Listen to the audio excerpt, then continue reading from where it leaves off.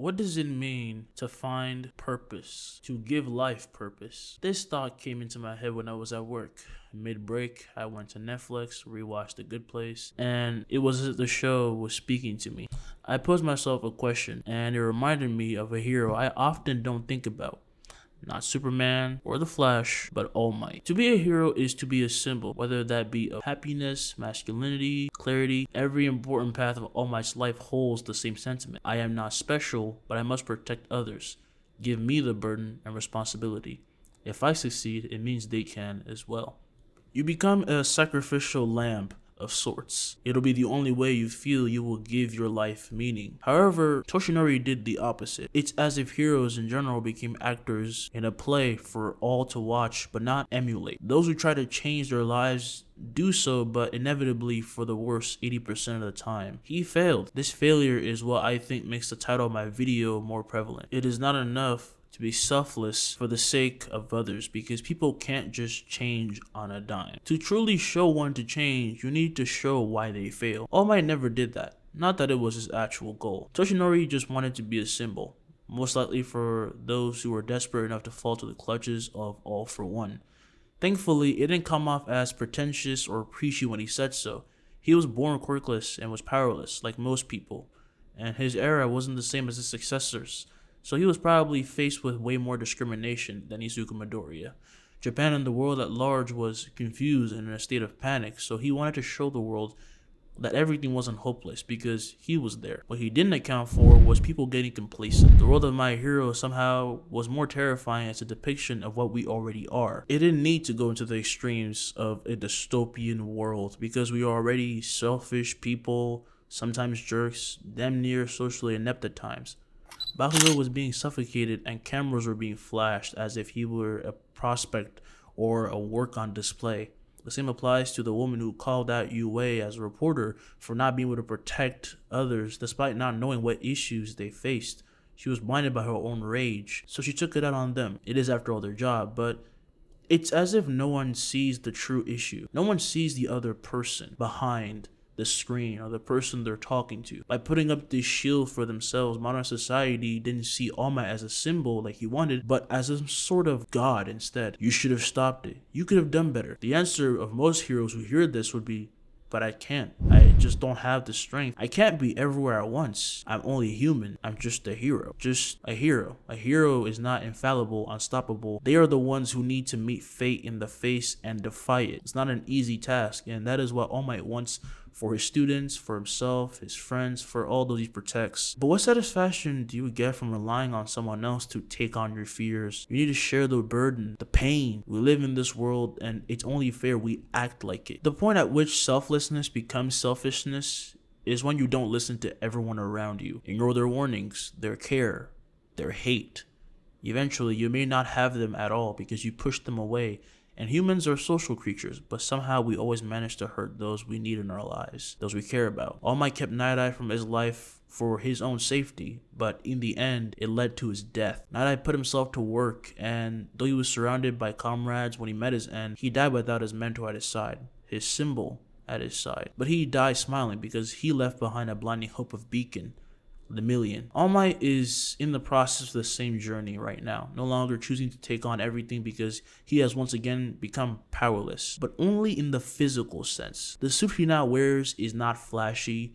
Tough as it was, that's all his last suit was. The rest of it was for him to take the burden of fighting a villain, maybe either spewing fire, throwing massive boulders at him. He had to tank all of that. The suit was just there to be, again, part of this symbol he wanted everyone to emulate. I like this version of him much better, the current one in the manga. He can't stop laughing. He's telling his comrades that he's fine no matter how many blows he takes.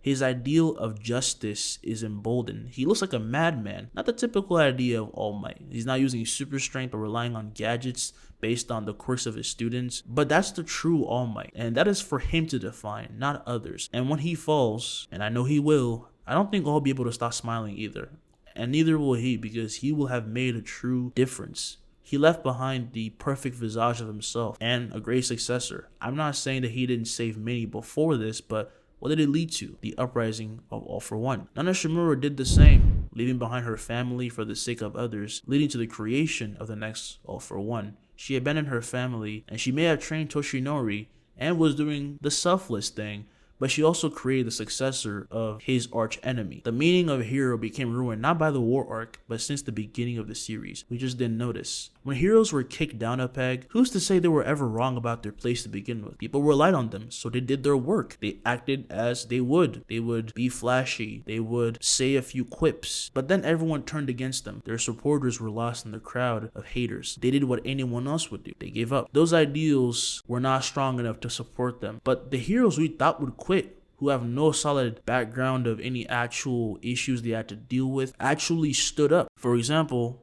Mount Lady. Mount Lady knew most of the things people thought about her was superficial. That's what she advertised after all. But she shocked us when she showed her true hero spirit. It makes sense she didn't crumble now. More than ever, she always relied on herself, not the validation of others. Everything she put up was an act. She needs to make bank after all. And in exchange, to compensate for this now ruined world, now civilians wanted to take control of their own lives. But they didn't know how to. They made things worse, created a divide, and nearly kept a starving, depressed young man from his mother. Because the very heroes they screamed at were keeping at bay the horrors they should have been dealing with this entire time together. What was it all for? Well, so we could get a bomb-ass speech that left all of us crying like little, I'm not gonna say the word, but don't lie, I know you did cry. But seriously though, what was it all for?